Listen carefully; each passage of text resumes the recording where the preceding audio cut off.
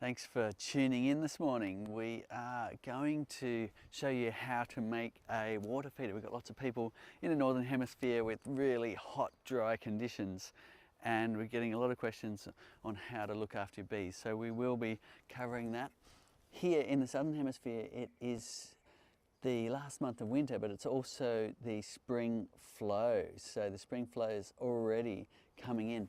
If we take this window off, we'll see that there's some nectar glistening down inside the cells here, which is pretty exciting to have that first spring honey coming in. Last week we pulled apart this hive, we did an inspection, so I know there is honey in there, even though it's not showing on the rear window yet. So what we're going to do is harvest a bit of honey to make space in this hive, because in the springtime what can happen is if there's too much honey stored in the hive, there's not enough room down here for the queen to lay. It's a good idea to harvest some honey, which is a beautiful thing to do. So what I'm going to do is turn this key here, and that will make channels inside the comb for the honey to flow down. And again, and here it is already starting to drip into this tube. And wow, look at that, this beautiful light spring colour, which I can't wait to taste as it comes out the tube here. So if you've got questions, put it in the comments and Trace will read those out as we go and I'll answer them. We are going to show you how to make a quick and easy watering station for your bees. Yum, I'm going to taste that. Oh, beautiful fruity tones today. It's amazing. It's often so different from frame to frame. As the seasons change, the bees are bringing in all sorts of different honey flavours and different colours, and it's just such a joy to taste. So think of your questions, put it in the comments as we go, and we'll show you how to make this watering station as the honey comes out into the jar. So to make a bee watering station, we're just having some technical issues, but give us a thumbs up if you can hear us. Okay, we're all good. So to make a simple watering station, all you need is a tray. Something like this is fine. You could go a bit bigger if you had a bigger tray. This is from the bottom of a pot plant. Now, it's got a bit of dirt in here, but I'm not going to clean that out because bees actually prefer dirty water, because bees need minerals. So you'll see if you've got a clean water source and a dirty water source, they'll often go to suck on the mud to get those minerals. Like us, they need a balanced diet of proteins, carbohydrates, and a whole lot of minerals as well. So I'm going to leave that little bit of mud in there, and the next thing you want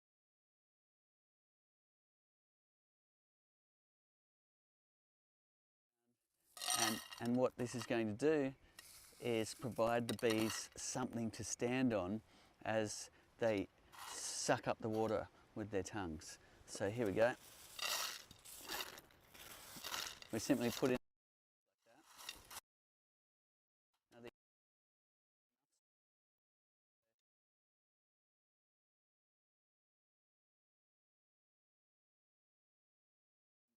between them to get the water. That way they won't drown. If you just have a water without some kind of aggregate, then the bees might drown in the water.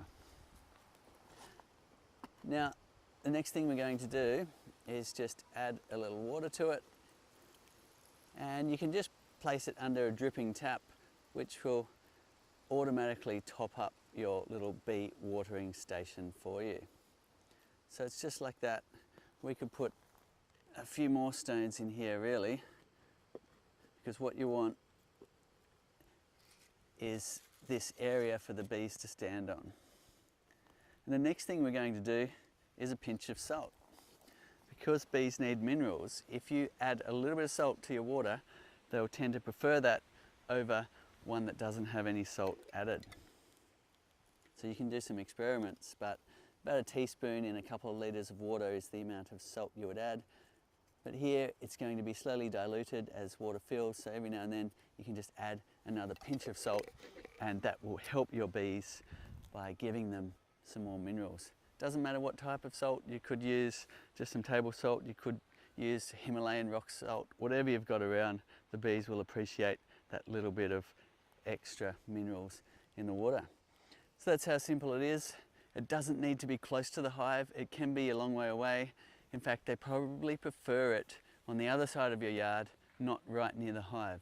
I think bees have this automatic quarantine where they want to be foraging further away from the hive, away from where perhaps the undertakers have dragged out dead bees, and they don't want to be drinking water in case they're getting pathogens from that. So put that on the other side of your yard and your bees will then find it, and once they've found it, those scout bees will go back to the hive, do a dance, and then it's actually the last job in a worker bee's short life. So let's say your worker bee's only lasting 3 or 4 or 5 or 6 weeks, somewhere in there will be how long a worker bee will last. And the last job they'll get is collecting water. So you'll often see bees dying by the waterside, and people often get really worried about that. But because it's their last job, they may not make it back to the hive. And if you watch closely to some bees that might be dying by the waterside, you'll notice that their wings are all tatty at the edges because they've been a forager, their wings beating at 240 times a second, they've been flying potentially 10 or 20 kilometers a day of flight, and their wings are worn out, and that is the end of their short life. Thanks to the bees, they would have pollinated many and of course helped make this delicious honey we see pouring out of the hive. Look at that, isn't it gorgeous? Now there's one naughty bee going for the honey, which I did expect, because even though we've got a bit of spring flow coming on, they're not that, there's not a whole lot of nectar yet, and the bees are a little bit hungry. So if the bees are coming for the honey, then cover it up, and that way you won't get a whole lot of bees in your jar. Having a little issue with the audio, so just stand by for a little bit and let us know if you can hear Trace, and she's going to chime in with a few questions. Yeah, thanks, Cedar. Hopefully the sound is good here. Let me know. Good. We've got a question on TikTok. Would rainwater be better than, I guess they're talking, tap water? I mean, we have bore water. So I don't think it'll matter a whole lot. You will find bees foraging from water in swimming pools, which is often chlorinated. But why they're going to the swimming pool is for that salt content, because bees need minerals. So if you add a little bit of salt to your water, you find they might like your watering station over a water source that's completely clean. So don't worry too much about town water, rainwater. Any water will do, but actually dirty water will be more preferred. Great. And Cedar, you were mentioning that we're doing the water because of the hot summers. So we've got a Taco Bell driver asking, will it work for the hot summers, but also for the snowy winters? Okay, as long as the bees have access to water, then they're good. And they might fly, 6 miles away to get water, but it's nice if it's closer than that. So if you can provide them a water source, generally in winter they don't need it because you get condensation on the inside of their hive, and if you're lucky you might be able to witness them mopping some of that up off the observation window one day, and that shows you that they do use the water source from inside the hive in the winter. So it'll be less important in that winter time to provide them a water source. Fantastic. And question coming in, do we have native bees or just the Apis mellifera bees? So the Apis mellifera, the European honeybee, is the one that humans have taken all around the world wherever they go, because they're such incredible pollinators and of course make delicious honey and lots of it. So Apis mellifera is the species you'll want to use for your flowhive. However, there are parts of the world that have variants of them, like there's the Cape honeybee or there's Asian honeybees, and you can get them to use the flowhive too.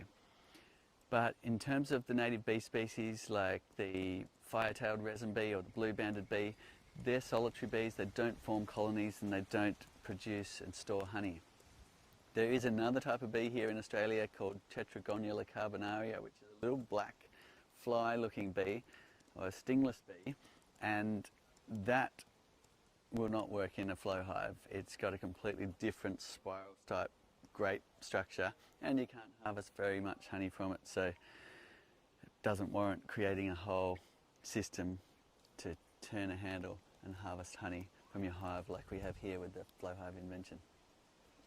So is there anything you could do? You mentioned about the salty water before, to stop the bees going in your swimming pools.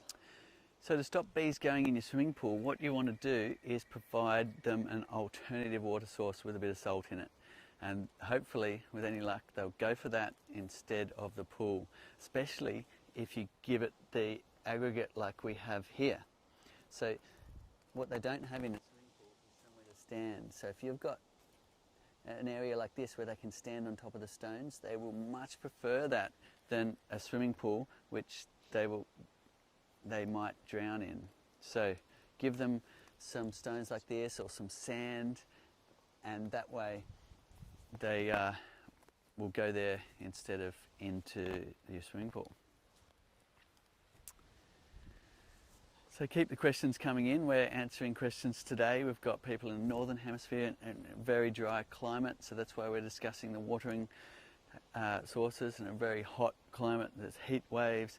Here in the southern hemisphere, we're still in our winter, but we've got our first spring flow coming in because we're in a more temperate climate here in the subtropics. So we get patchy flows through the winter, and then in springtime it really comes on. So we're emptying some of the honey out in preparation for a big spring flow. Great. Cedar, what about comparing the winter flow honey to the spring flow honey? Do you find it's got a different flavour? Yes, absolutely. The wintertime flavours are really quite different here. We get some of the dark multi-tones. Sometimes you can't even see through the jar. It's like such a dark red colour that it's just this beautiful dark red kind of almost burnt toffee-like flavour. And then in the spring we get lighter tones going right up to almost a light yellow clear colour, and usually very aromatic flavours. We get the eucalypts flowering here with the ironbarks flowering. We get all sorts of species like the wild quince in the rainforest gully below, which has really like blow your taste buds off kind of aromatic flavours. So it's very exciting to really taste those different flavours of the seasons as they come in. Here's a good one, Seeds. A question on TikTok. What exactly is, Manuka or Manuka honey, however you like to say it? So Manuka honey is a species of leptospermum which moved from Australia to New Zealand perhaps 500 or 1,000 years ago. Birds took that species there and it became a bit of a weed in New Zealand and covered a fair area. And beekeepers didn't like it very much because it has this thixotropic property that sets in the frame. So whether you've got a flow hive or any other hive, it's hard to extract that honey because it sets like jelly in the frames. But what happened was some clever Kiwis worked out that it was extremely medicinal. And then it became a gold rush because it has healing properties that pharmaceuticals can't heal, and now it gets used as a medicine, and it's a very potent medicine. So even a small jar like this could sell for hundreds of dollars. So that's the Manuka. And in Australia we have a lot of species of leptospermums and a lot of them are medicinal. So now you'll see commercialised all sorts of different leptospermum honeys. There's the Leptospermum polygalifolia, which is also called jellybush here, which is another thixotropic one, which does flower all around here. And if you've got a 50-50 mix or less, you will see it coming out of the tube here in globules, and that's when you know you're getting that thixotropic Manuka honey. We also have other species like whitey eye, which is liquid like this, but highly medicinal as well.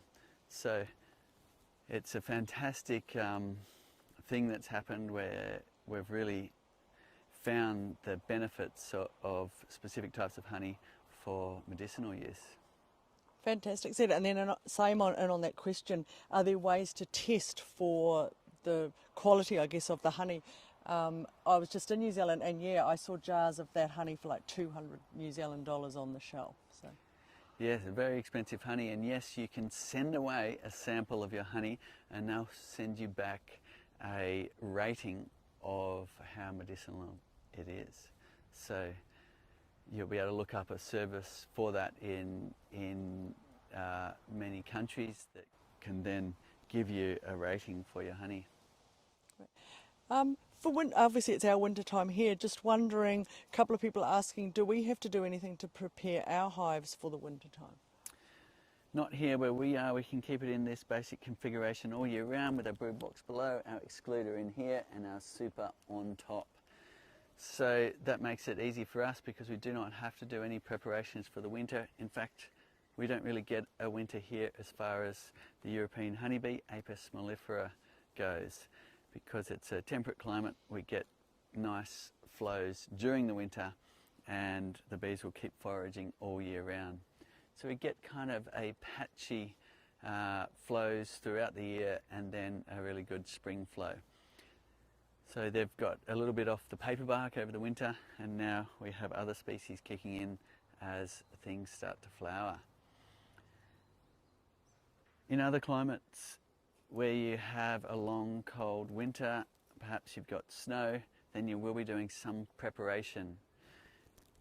At a minimum, you're taking the excluder out, which is sitting between these two boxes, so that as your bees cluster in that cold time and move up through the hive consuming honey to keep them alive, the queen can travel with them. Otherwise she might be left below to perish.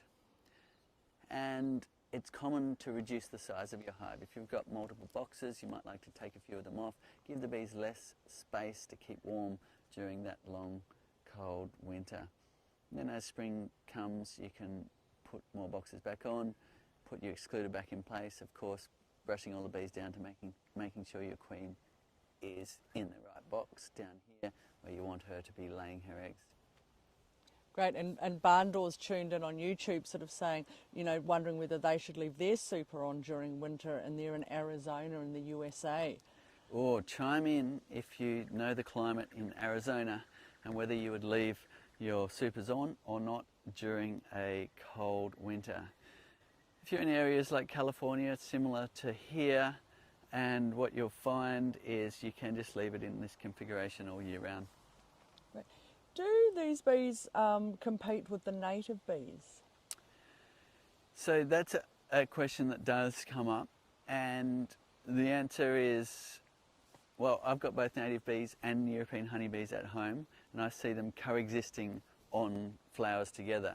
But of course, when nectar is scarce, then you are going to have a situation where bees are hungry and waiting for the next nectar flow, and that'll be the same whether you're keeping European honeybees or the native bee species. They're still waiting for the next nectar flow. So you can see that there would be competitions at some time of the year, but other times of the year you will find that there's plenty of nectar to go around. In fact, there's so much the flowers are dripping to the ground with nectar, and there's plenty to go around for all types of foraging species. Now, I think it's important not to, I guess, start polarising the audience between native beekeepers and people keeping the European honeybee, because the real issue is habitat. There's not enough habitat for all the species on the planet because we've taken so much habitat away. Now, what you find is whether you're keeping native bee species or European honeybees, you start to realise that habitat is the important thing, and what we need to do is join together to create more habitat, not polarise and decide whether one bee species is better than another. Great, thanks, Seeds. Will is asking on TikTok, is this organic honey? So it's really interesting because organic means you're not using any insecticides, not using any inorganic fertilizers and so on. And with honey, because bees spread out over a really wide distance, you can't necessarily control that. So if you look up organic certifications for bees, they'll give you a radius in which there can be no agriculture at all if you want to call your honey certified organic. So here we have macadamias down in the valley. They will be spraying onto them in the springtime, and that means that the honey isn't certified organic by the definition. But sometimes, certainly, there is nothing to forage on that will have inorganic chemicals on them, and therefore that honey would be more organic. Great. Now, Beekman's Bees got a question about harvesting. The honey was capped, and after testing it, it turned out to have a 22% water content. Just wondering what's the best thing to do about that, or is that water content too high? Okay, sometimes in humid times you can find that the bees, even though they're capping the frame, they haven't got the moisture content down around that 18% range, which is where commercial beekeepers aim to have it. So that you put a lid on that jar and it will last forever. If you are up higher, around that 22% range, depending on how many colony forming units are in that honey, you might find that the yeast will take over and start a fermentation. So your choice is either to consume it before that fermentation might occur, or you could put it in the fridge to make it last longer, or you could decide to go with fermentation and make some honey mead, or you could use it for cooking. Even if it does start to ferment, people will call it baker's honey and they will use it for cooking, and it doesn't seem to be an issue there. We certainly don't have any issue consuming it around here, so we don't really have issues with honey spoiling like that. Another thing you could do is, if you have honey that's really quite thick and has maybe a 16% moisture content, is you can mix them together, and that's what commercial operators usually do, is they mix a whole lot together to get an average of perhaps 18% moisture content. Oh, great. Because what should it be, Seeds? So ideally you're under that 20% range, around 18% would be ideal, and your honey will keep forever if you keep the lid on the jar. Nice. Now Joe's asking how you're preparing for Varroa mite and the reinfestation waves. Okay, so Varroa is here in Australia and slowly spreading out. We're expecting it to hit with impact when it does arrive in the area and lose a lot of colonies unless they are managed. So there's a lot of things you can do. We'll put a tool in the comments below that you can use to work out what you might use to manage Varroa in your hive. And basically it will take you through, are you prepared to use chemicals or not?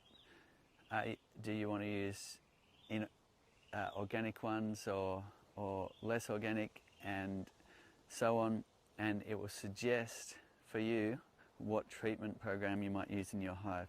And there's mechanical methods, perhaps you're removing drones from the hive, or there's also things like oxalic acid and formic acid, which you can use in your hive to knock off some of those mites and save colonies from the Varroa destructor. So it's all a new learning curve for us. If you're in an area with Varroa like every other continent, let us know what you do in order to manage your mites, and it will help us here down under in Australia with preparing for the mite onslaught. Now Erica's in Ontario, Canada, and tuning in on that taking off the super. Just wondering, would you be taking off the super? She's in the coldest months, December and March, in Ontario, Canada. Okay, so up in Canada, yes, you usually are reducing the size of your hive for winter.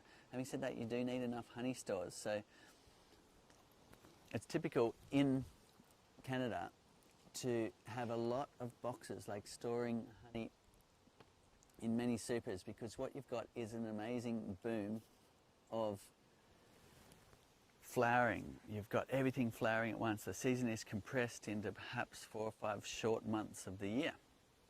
So it's typical to then build up your colony with more boxes and then pack it down for the winter into perhaps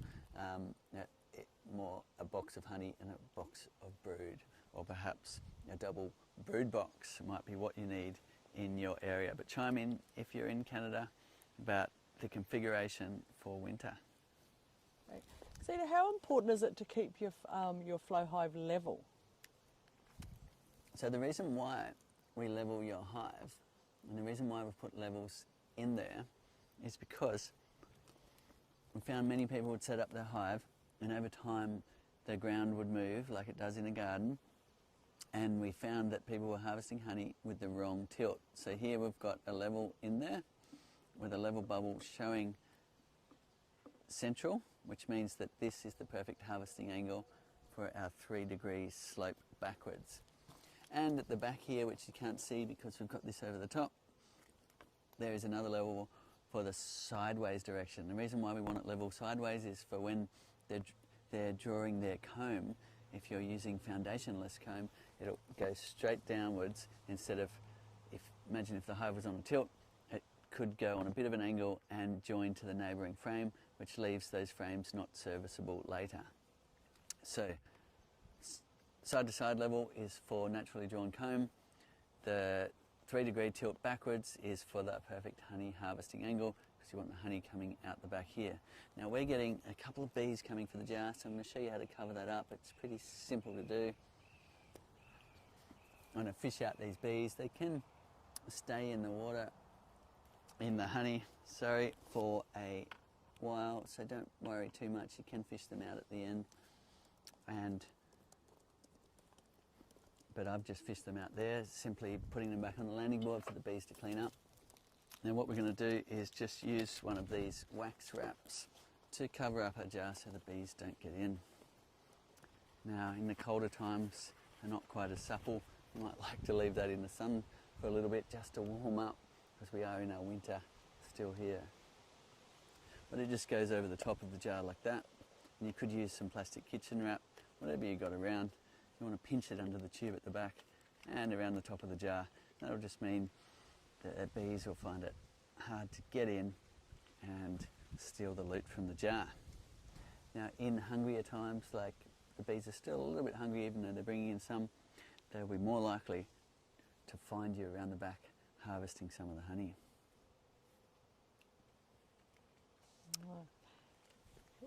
Now Matt's got a question for you, Cedar. He'd spoken to Isabella last week on the phone about some bits, and that's all got sorted. But his question is, Matt has a deep brood box that's full of brood and a medium box on top which is full of honey for stores for winter. He wants to know, how will I know or tell if my bees need more room in the brood box to grow as a colony? Okay, so if you count all the cells in an 8-frame brood box, you will find there is plenty there in order to keep a booming colony. So the reason why people usually add another brood box is often actually for honey stores. So the bees have a bit of a choice to build up vertically and have honey stored on the edges, and that way the honey stored on the edges of the hive can be used for a long cold winter. So how will you know if there's enough space? As with most things in beekeeping, there's a lot to each answer. But one thing you can find, even with a box for brood and another box on top of it for more brood, or perhaps some mixed brood and honey stores, is if your hive is full of honey, there'll still be nowhere for the queen to lay, and that is the primary trigger for swarming.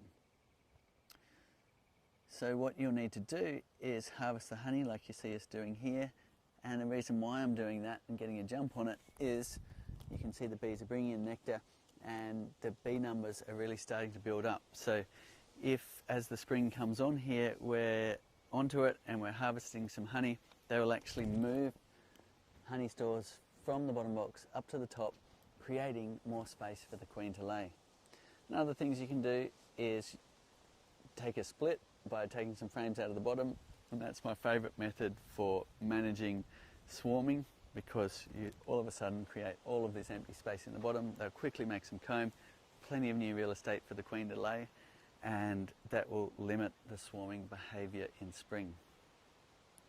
You can also add more boxes, as you say, or harvesting your honey is a great idea.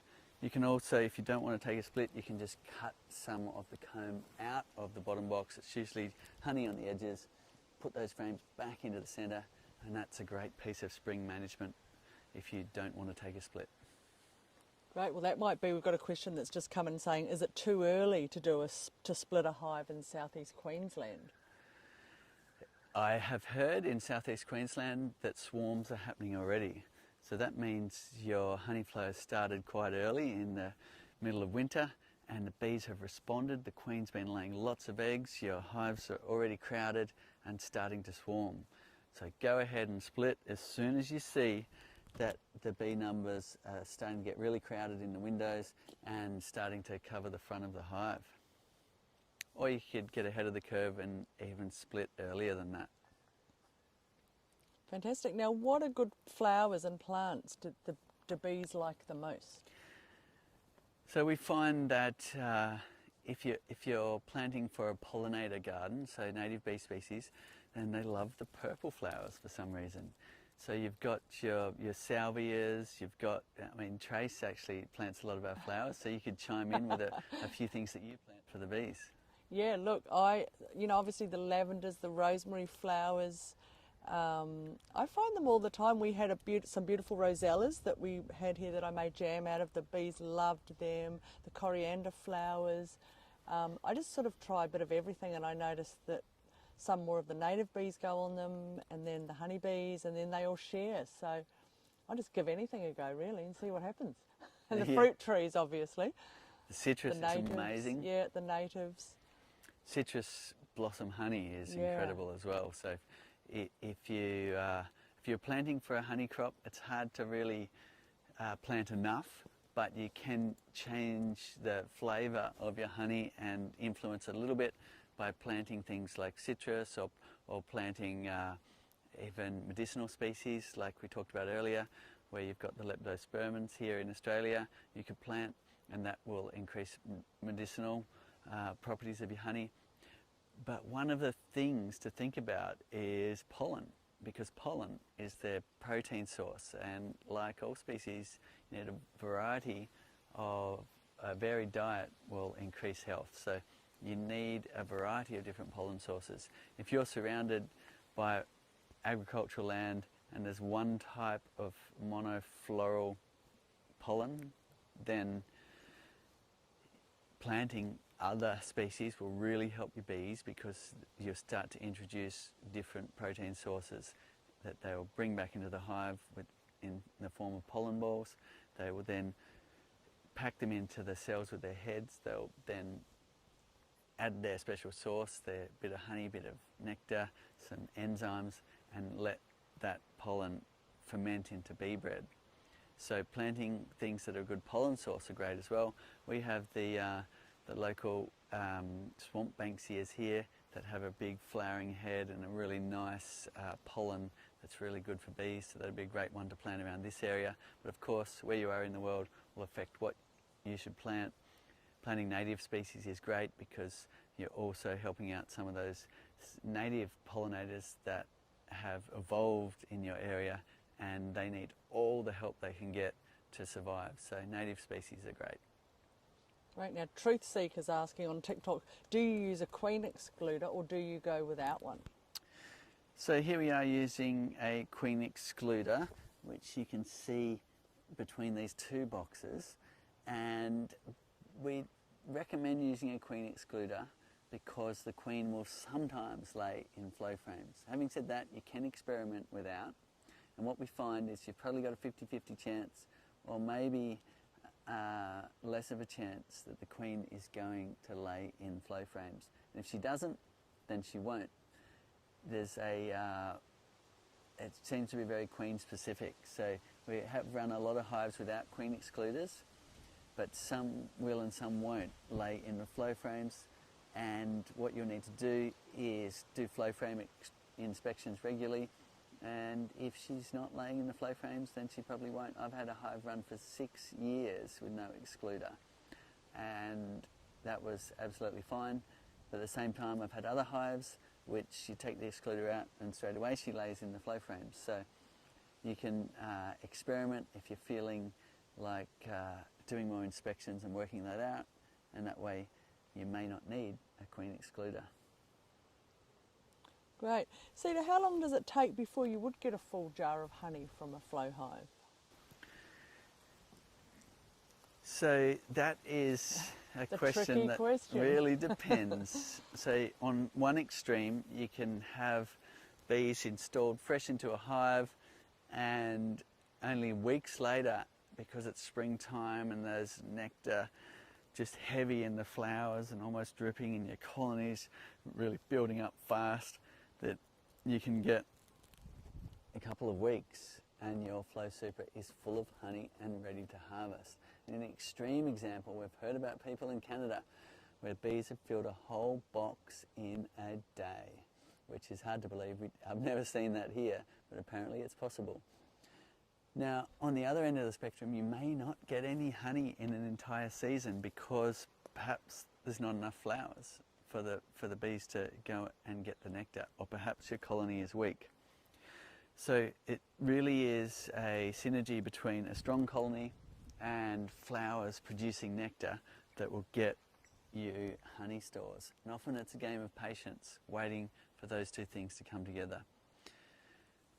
If one hive isn't doing well, then you could have a failing queen, not laying enough eggs. You could have some pathogen issue like chalk brood affecting your hive. All sorts of things can happen. So it's always advisable to have multiple hives. That way you can kind of benchmark the weaker ones and do something about perhaps you want to introduce a new queen to get more virile genetics in there, laying more eggs and increasing your colony. So having multiple hives can help, but general rule of thumb here is you'll be waiting at least a few months to get honey stored in the flow frames. Great. Now, Hello Boy's asking, do you need to smoke the bees when you take the honey out? They're thinking about getting a hive but just don't want to be in any danger. So if you're new to beekeeping, wear your bee suit while you're near your hive. So wear your gloves, wear your bee suit, and over time you'll get more comfortable and learn how your bees behave, because like other species, there is genetics that are more aggressive and genetics that aren't. Now this is a friendly colony here. I'm not wearing any protection today, but I do have a veil handy just in case they start trying to sting me on the nose, which is what a more aggressive colony might do. So if you're new to beekeeping, protect yourself and those around your hive, and over time you'll start building up the confidence about what you can and can't do. Generally we find we can just harvest behind the hive like this, and you're staying away from the side where the bees are coming in and out. It's that entrance area that they are generally more protective over. Having said that, this is a more friendly colony. I can stand in front of it, but I wouldn't advise being on this side of the hive, and that's why we have the harvesting side away from the entrance. Great. Now Matt's tuned in again. He's just wondering, Seeds, any tips on cleaning flow frames? He was gifted a second flow frame, and it's just all a bit sticky with propolis and old comb. Just wondering, does he need to take it completely apart, hot water, any kind of cleaner? He wants to reuse it, but so any tips on cleaning the flow frames? Yes, great. We want the flow frames to last as long as possible, so I'm glad to hear you are going to give them a good clean. Now, there's a few different methods you can do, but what we find is probably one of the more successful methods is using a pressure washer.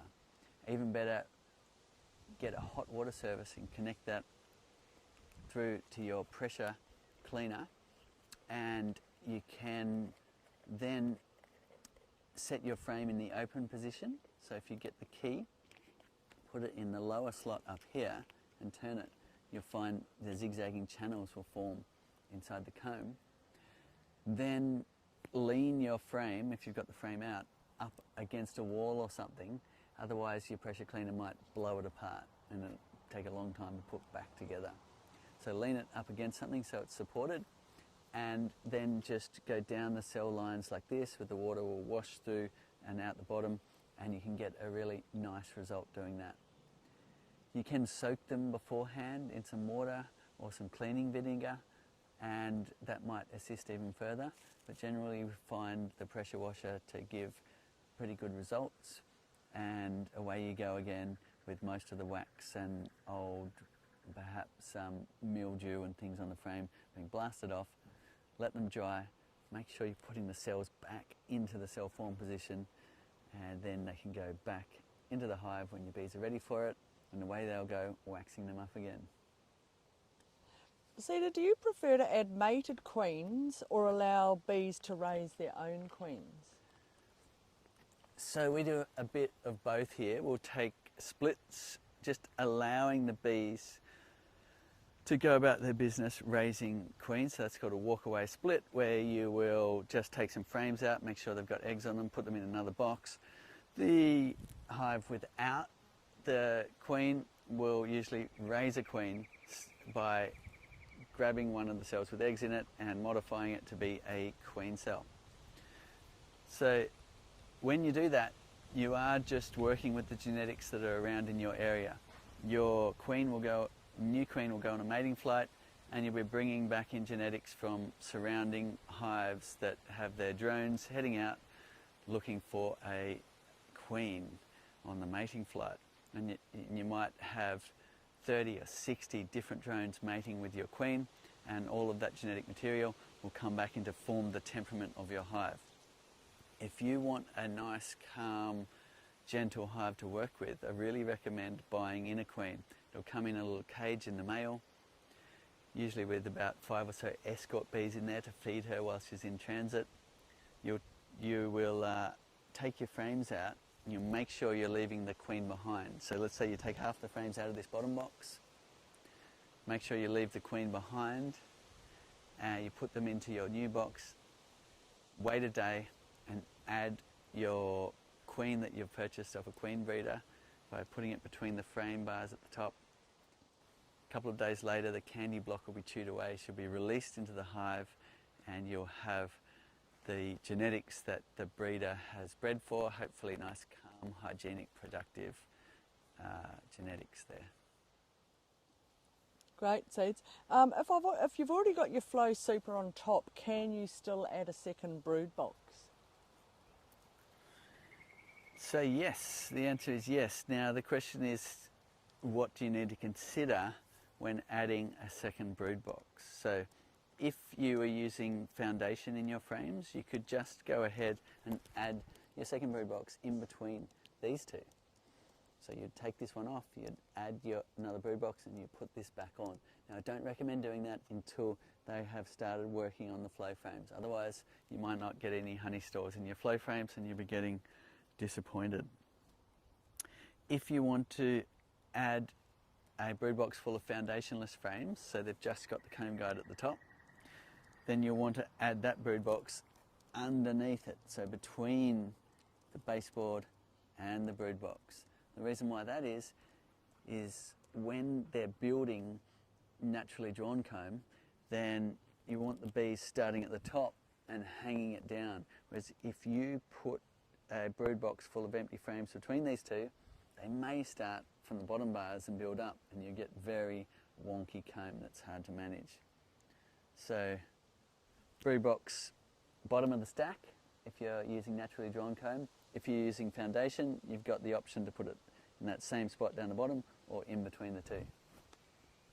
Great, and Chuck's just tuned in and said, when you're talking about cleaning the hives and getting the hot water, he's saying if you've got about 100-foot hose, lay it in the sun for a while, get it really hot, and then use that to flush out your flow frames. Well, there you go. So some people have good luck with just hot water and they don't need the pressure washer. So you can, we've had someone write in recently saying they just use hot water from their hot water service and just a normal hose connection, and it does a good job of cleaning their flow frames. We find after about 5 years of use in a hive, it's a good time to give them a good clean up, let them dry and put them back in again. And I really love seeing people trying to get as long as possible out of their flow frames, because when we've designed them, we've tried to design them to last as long as we can. We're now 9.5 years in, and we've still got people using the original 2015 flow frames. So it's fantastic, and we really want to design product that can last for decades. So any tips on how to prevent swarming after you've done a honey harvest? So swarming is triggered, or the primary trigger is not enough room for the queen to lay down here in the bottom box. So all the cells are either filled with honey, or perhaps they're filled with pollen and brood too, but there's nowhere for the queen to lay. The bee numbers are high, it's very crowded, so you've got overcrowding, and that will trigger swarming. Now, harvesting the honey isn't usually the trigger. In fact, it's the opposite. If you harvest a whole lot of honey, make some space, they can then move honey from the bottom box to the top, making more room for the queen to lay, reducing that primary swarm trigger. So go ahead and harvest your honey in that as soon as there's some full frames there in the springtime. Springtime is when bees are most likely to swarm. Right, now this one from Basil, I hope I get this question right. It's started a flow hive a couple of months ago and with a thriving bee colony. Fed them organic sugar water and plenty of clover. Bees are huddling in from the excluder, but they haven't built combs. Any advice is helpful. Should I get another queen bee? So huddling in from the excluder. Okay, so first of all, I picked up a tip for you, and that's when you feed bees, feed them refined white sugar always. I'm not sure whether the organic sugar was raw sugar or brown sugar, but if you feed them raw sugar or brown sugar, there's things in there that bees shouldn't eat. So refined white sugar is what you want to make up feed if you need to feed bees. In terms of what you should do, I'm unsure whether they have any comb in the hive or not, but I assume they've built some comb. So what you'll be doing first is looking for eggs or larvae in the cells. If you're not seeing eggs or not seeing any larvae and it's been several weeks, then you've got an issue where you don't have a queen. And that can happen sometimes when you catch a swarm, is you don't have a queen present and the colony will just slowly diminish. So first thing to do is ascertain whether you have a queen or not, or should I say a laying queen, because sometimes you can get a queen that's there but she's not laying.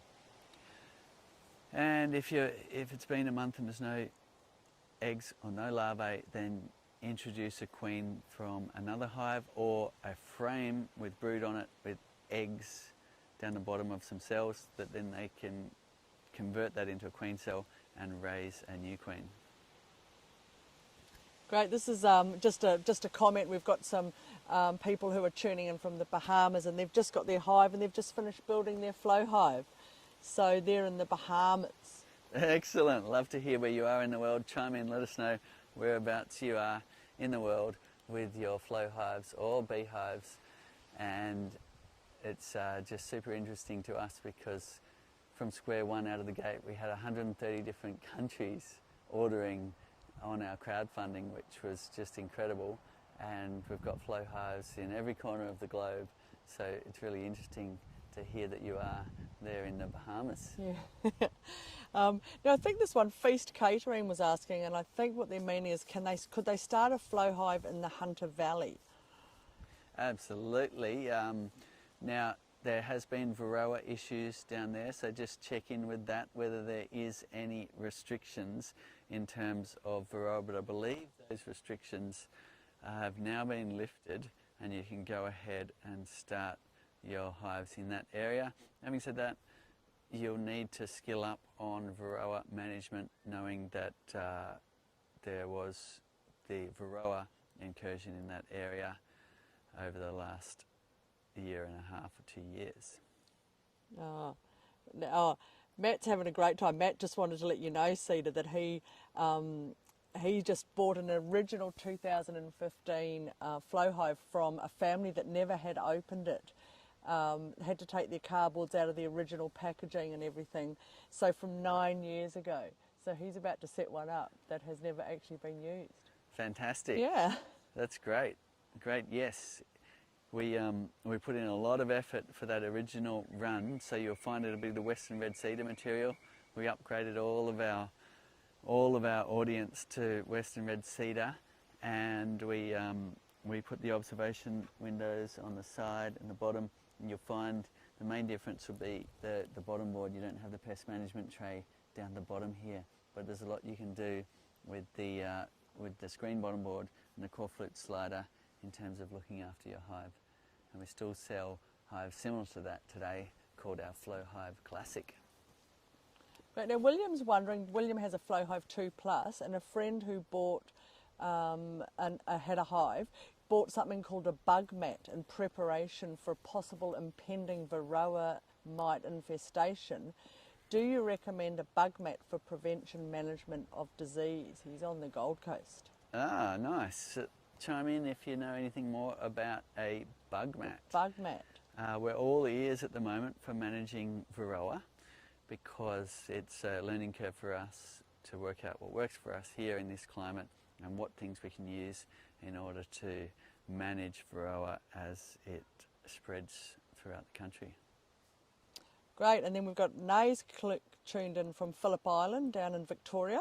Is this a good area for a flowhive? Phillip Island, yeah, in Victoria. I imagine it is. I'm not completely... Phillip Island is... down where the penguins are. It's like about an hour and a bit south, sort of west of Melbourne. Good surf. Yes. Freezing. Yes. We used to go out to an island in the middle of Bass Strait. So that was more like Flinders Island territory out that way. So let us know what it's like on Phillip Island if you've got experience there. But as long as you've got flowering species, then keeping bees on the island should be fine. And one thing you get with islands is this beautiful thing of quarantine, where you might be keeping bees without Varroa there for a very long time. So if you are taking bees to Phillip Island, make sure you check in with local beekeepers, because they might be quarantining the island from the Varroa mite. Cedar, are the frames in the brood box just normal everyday brood frames? Yes, they are. They're a wooden brood frame. I don't have one out of the hive to show you. Now, all we've done is included the comb guide in the top if you choose to go for naturally drawn comb. That's what I like to do. It's super easy. You let the bees draw the comb themselves. There's health benefits for the bees. You may need to do a little bit more management in the hive to make sure the building's straight on them, but that's about it. If you want to add foundation, like I used to do conventionally, then if you're using wax foundation, the holes are there to put the wire and wax in. If you want to use plastic foundation, then there's the slot top and bottom for your plastic foundation sheet as well. So it's multi-purpose, brood frame, and away you go with your preferred method. Any explanation, Cedar, as why sometimes the honey has a bitter taste to it? They're down in Melbourne. There's often, well, what I love about beekeeping is all the different flavours that come in. And last season I got a completely new flavour at my place that was so bitter it was horrible. And I was like, wow, after all of these years beekeeping, for the last 25 years or so, collecting honey from that area, and then there's a new flavour that I've never tasted before. But I saved some of that because it's so fun to be able to go, taste this honey, taste this honey. And it's like, oh, that one's interesting. Oh, this one's amazing, you know. And then you get this beautiful thing of being able to share the joy of tasting the flavours of honey. So bitter can be just the flowers they're foraging on, or what you might be tasting is fermentation, which has a sort of a flavour that could be described as bitter. So to know whether it's fermenting, you'll see little bubbles in your honey forming. If you're seeing that, then it could be fermentation, which if you've got fermentation in your honey, it means the moisture content was too high and the yeasts have gotten hold and they're starting to turn it into mead. So you can either use that honey for cooking, they call it baker's honey. You could go with it and turn it into mead, or you could, let me see, you're probably not going to put it on your toast though, because fermented honey isn't that nice to taste. Cedar, Simon's wondering, he's in Hamilton in Victoria, just wondering, would you recommend using an entrance reducer during the cold winter? The temperatures get from 0 to 15 degrees. Yes, it's a good idea, and we do have an entrance reducer available. We don't tend to use them so much here unless the colony is really weak, but during that winter time, reducing the size of your entrance will assist your bees in terms of managing the temperature. So it goes on the front here and has a small entrance way. Also, if you've got things in your continent like the yellow jackets or the hornets that decimate colonies, or you've got mice that like to get into hives, putting the entrance reducer on will help that as well. So a useful tool for the colder climates, and the main use we use them here for is for entrance closure. By turning it up the other way, it doubles as an entrance closure. Thanks, Theda. And also, and on that question as well, what about the vent on the front of your tray? What's the best way to put that for the winter months? Okay, we've designed a few ventilation options here. So you can see the vents are at the top, and that allows air to go through those vents, up through the tray and into the hive. Now, at our winter time here, we could decide to turn that over, and this area here will touch up against the tray, blocking a lot of ventilation through and up to the hive. Now, the other option you have is taking the tray out altogether and allowing maximum ventilation, which is helpful in those hot climates, in those heat waves which we are getting in the northern hemisphere. Having said that, people in Europe often keep a screen bottom board completely open all year round and say they never get a complaint from the bees. So you can decide to do that as well. Screen bottom board completely open all year round is another option. From a human perspective, you start thinking, God, we want to keep them a little bit warmer, surely we'll block off some of the ventilation. So that's what most people tend to do. And what about the, I think you did it a few weeks ago, didn't you, Cedar, talking about the insulation and maybe even a couple of inner covers and things like that for the winter time? In winter time you can double up your inner covers, which provides one level of insulation, an air gap and another level of insulation, and you'll find your roof will fit over the top, and that can be a great way to give them a bit more insulation under the roof. You could also, or alternatively, add some insulation like a piece of styrofoam or some old pillow stuffing under your gable roof here to create further insulation, because in extreme cold you do want to insulate the top so you don't get condensation forming on the underside of the inner cover and dripping down onto your bees, because wet cold bees are dead bees and you don't want that situation of cold water dripping onto your bees. However, the sides of the hive with condensation on them can be a good thing because it gives your bees a water source, and you'll often see them using that inside the hive. Oh, great. And here, mate, this could be a good one to end up on, Seed, because it's just up the road in Brisbane. Harry's just wondering, they're thinking of adding another box in the springtime, and wondering, does the Flow Hybrid Super, which has 3 frames in it, fit on the standard 6-frame Flow Hive Super? Flow Hybrid Super, the hybrid yes. 3-frame, fit on the 6-frame, Yes. 6 Flow Frame Super? Yes. Yes. Yes, it does. So you will find there's a slight variation between the Classic and the Flowhive 2 in wood thickness, but it's not enough to cause an issue. It's just a couple of mils variation, so you can just stack them up and that will fit nicely if you want to add one of our hybrid supers. Fantastic, Cedar. And maybe then people are saying, so what is a hybrid super? What's the difference? So if you have a look on our website, you'll see the hybrid super has a arch door in the middle, and if you've got the size box to match the 8-frame laying, then you will have 3 flow frames centered and room for 2 standard brood frames either side. And if you've got the 10-frame Langstroth size down here, then you'll have 4 flow frames centered and 2 standard brood frames / wooden honey frames either side. So that's called the hybrid. We thought it would be really popular, but it isn't. People tend to go for the full rack of flow frames. Thank you very much for all of your questions. If you do want a handhold getting started in beekeeping, have a look at the beekeeper.org. It's an online course we put together, gets rave reviews. Experts from all over the world have made high quality content for that, and it's also an amazing fundraiser.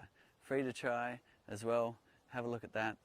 If you like high quality video training, it's made to take you from square one right through to even a deep scientific knowledge in beekeeping. And we also have lots of videos on our YouTube channel, on our Facebook page, and I'm here most weeks answering questions for you as well. Thanks a lot for chiming in. We're going to close off the honey here now, and we do that by simply inserting this key again, but there's a bee that's found its way there. Get the other way, and then we're inserting this into the very top slot. We're turning it to a 90 like that, and that'll put all of those cells back into the cell form position. The bees will tear down the capping, they'll use the wax to coat the cells again, and away they go, storing nectar. Tip, leave that in that position for a minute or 2 if you can, and that way it's pushing the cells down. If you imagine they're all waxy, they've got a lot of propolis on them, you need a little bit of continued force to get them all back in line. If you go for a little quick close and move on, you might find that the cells out of line will cause you problems downstream. Now, we're going to take off this cover. There is a few bees around. We're going to do the hot swap and put our little cap back in, which I've left here. So we're simply going to take this jar away like this, complete with the tube, and put that back in. And what you'll find is the remaining honey will drip back into the hive for the bees to reuse. And that's called our little honey leak back point. That's why we need the hive tilted back on this 3-degree angle. And look at that, we've got a beautiful jar of honey. You can take away that tube back to your kitchen. Don't leave it out for the bees. You don't want them to get a taste for honey. You want them collecting flowers. And then you've got this beautiful jar of honey with a couple of bees I need to fish out, and we can take that back to enjoy the spoils. There we go. Beautiful. Put them on a landing board if you do get a couple of bees in your jar, and the bees will clean them up. They will be just fine. Look at that. Another beautiful jar of honey, thanks to the bees, with some of the spring flavours already coming through. Tune in, same time next week, and we'll have another show and tell for you.